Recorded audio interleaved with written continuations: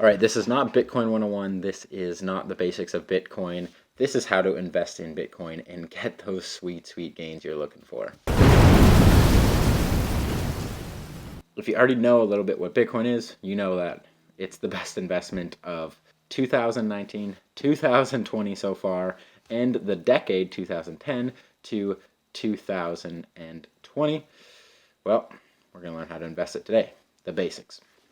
Okay, so first you need it. What do you currently have? Well, you have money. Whether it's USD, Canadian, euros, whatever you have, it is in a bank. Okay, so first we got to exchange our money that we have in our pockets or in our bank accounts. Where do we do this? There are four main places you can do this. There are exchanges.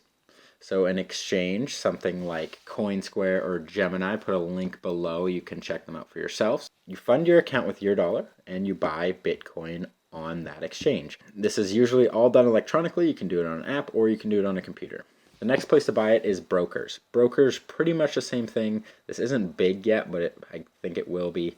These are individuals or companies that you can buy with individually. They will give you quotes and manage that all for you. Next place, you've probably already seen this. I'll throw it up on the screen, but it is a Bitcoin ATM. You might have seen some here or there. You take your money, credit card, debit card, you invest money into the machine. It prints out a receipt, and that is your Bitcoin or your wallet. Next place is peer-to-peer.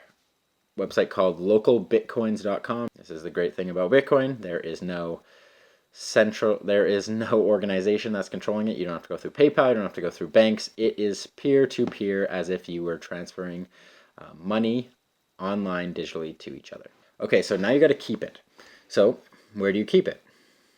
Well, most of you are familiar with bank accounts. Let's start there. Yes, there are savings accounts for Bitcoin. You can put your money in and get about 4% per year currently in these Bitcoin savings accounts.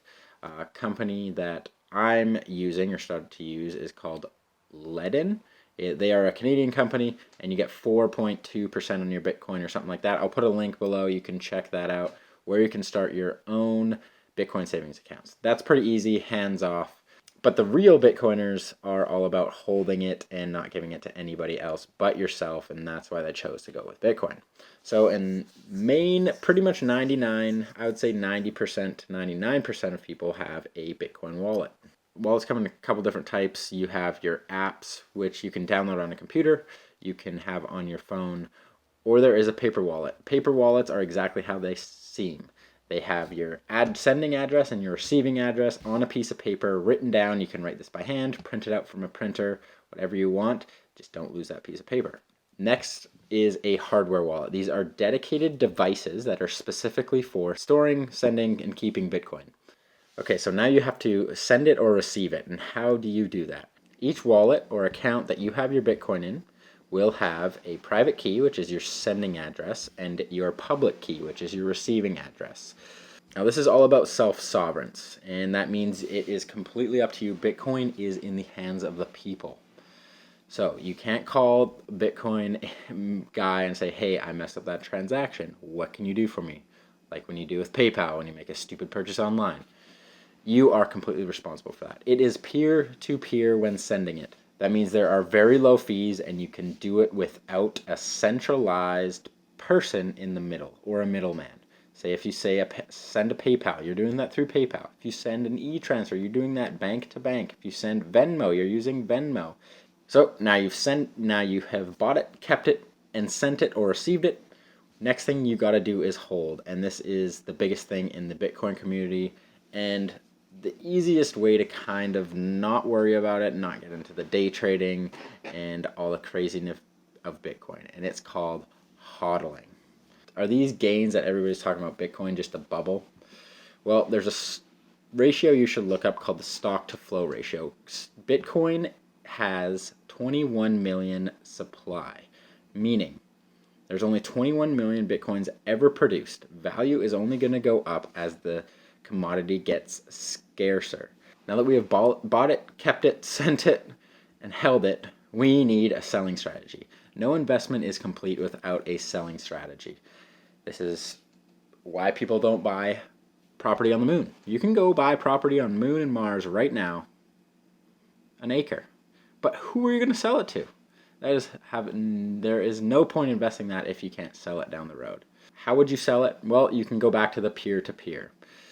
So you can go back to localbitcoins.com and sell to different people at different rates. So somebody's looking to buy Bitcoin, you can sell your Bitcoin to them personally. You can also go back to the exchanges. Now, a lot of exchanges have gone bankrupt or just gone through the process of getting hacked or stuff like that because it's been so early in the process. So your exchange you're using today might not exist in the future, but there should be exchanges out there that convert it back to USD, Canadian dollar, euros, anything that you want should be able to convert back into that through those exchanges. Or you can just keep it long term. If you see Bitcoin becoming a global currency, it could be worth more than your country's dollar anyways. So why would you want to sell it? Because today you can buy Lamborghinis with Bitcoin. You can buy homes with Bitcoin. You can buy anything on Amazon with Bitcoin, Spotify, Netflix, anything, pretty much anything you can buy with Bitcoin. Maybe not directly through them, but through a credit card or a debit card that offers you to put Bitcoin into an account and pay with a card just like you would at a store or through an app like Apple Pay. So that's a quick breakdown on how to invest in Bitcoin in 2020. You're going to need to buy it. You're going to need to keep it. You're going to need to send and receive it. You're going to need to hold it. Bitcoin could get up to $200,000 worth. Currently today it's about $10,000 worth. So look at that stock to flow model.